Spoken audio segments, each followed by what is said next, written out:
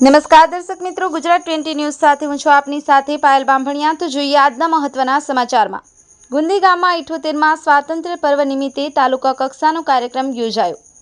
ધોળકાના મામલતદારના હસ્તે રાષ્ટ્રધ્વજ લહેરાવાયો।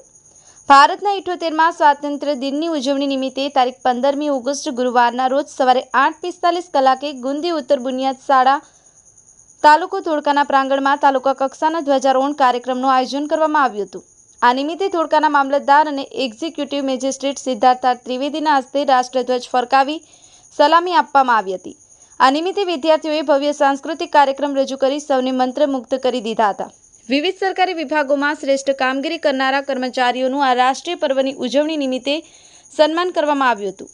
આ તાલુકા કક્ષાના કાર્યક્રમમાં આગેવાનો, સરપંચ, ગ્રામજનો, વિદ્યાર્થીઓ, કોર્ટ, પોલીસ સ્ટેશનનો સ્ટાફ સહિતના લોકોએ ઉપસ્થિત રહી કાર્યક્રમને સફળ બનાવ્યો હતો।